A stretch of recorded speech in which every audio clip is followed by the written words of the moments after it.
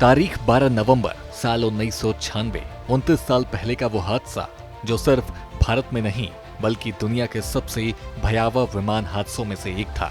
इसी दिन दो विमान हवा में टकरा गए थे, जिसमें सभी 349 यात्रियों और विमान स्टाफ सदस्यों की मौत हो गई थी।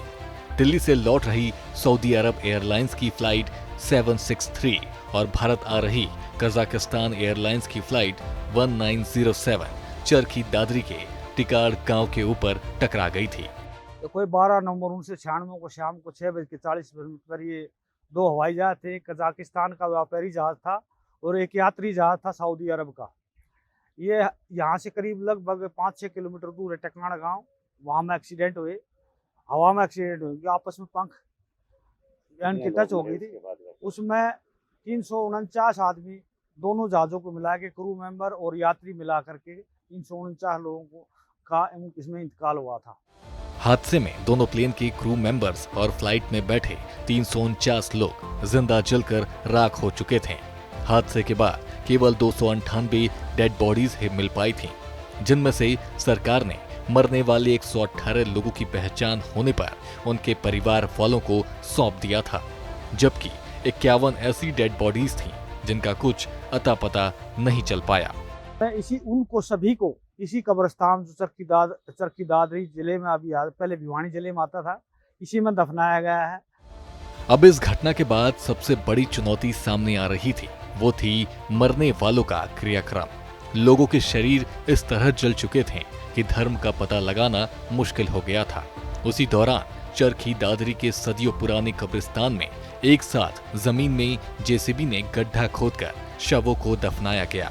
मृतकों की अंतिम क्रिया में सभी धर्मों के गुरु शामिल हुए थे और सभी 349 मृतकों का रिकॉर्ड बनाकर 3 स्थानों पर शवों को दफन किया गया और उनको सही हिंदू रीति रिवाज और मुस्लिम रीति रिवाज के मुताबिक सब धर्म गुरुओं में आकर उनकी सहमति के मुताबिक इनको दफनाया गया है।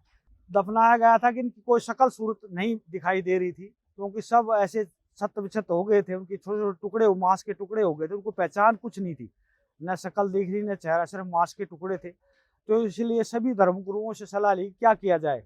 उन्होंने कहा कि इसमें ज़्यादातर मुस्लिम समाज के ज़्यादा लोग थे इस यात्री, तो उसके धर्म से उनको कुछ परसेंटेज इनको दफना दें उनकी रीति रिवाज से, कुछ हमारी हिंदुओं की परसेंटेज के मुताबिक, कुछ ब्रिटिश के जो उनकी रीति रिवाज है उसके मुताबिक दफनाया जाए। जैसे उन्होंने सलाह किया वैसे दफना दिया गया इनको। वहीं सरकार ने चरखी दादरी के कब्रिस्तान में विमान हादसे का बोर्ड भी लगाया गया है, जिसमें हादसे की पूरी जानकारी है। दोनों विमानों में कितने यात्री थे, कितने विमान स्टाफ थे, साथ ही हादसे में कितने लोगों की मृत्यु हुई। इसी के साथ बोर्ड पर मृतकों की राष्ट्रीयता के आधार पर संख्या भी लिखी गई है।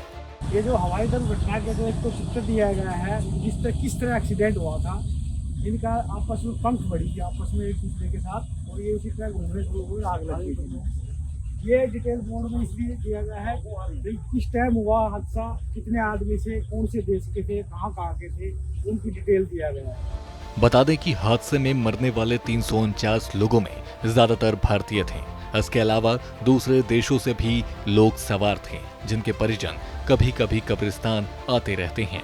वहीं अब 12 नवंबर को हादसे की बरसी पर कार्यक्रम करने वाले का विचार किया जा रहा है। वहीं चरखी दादरी के निवासियों के लिए यह हादसा एक ऐसा जख्म है जो समय के साथ भले ही हल्का हुआ हो, लेकिन पूरी तरह मिटा नहीं। यह हादसा हमें हवाई यात्रा में सुरक्षा कितनी जरूरी है फिर से याद दिलाता है। ब्यूरो रिपोर्ट, सूर्या समाचार।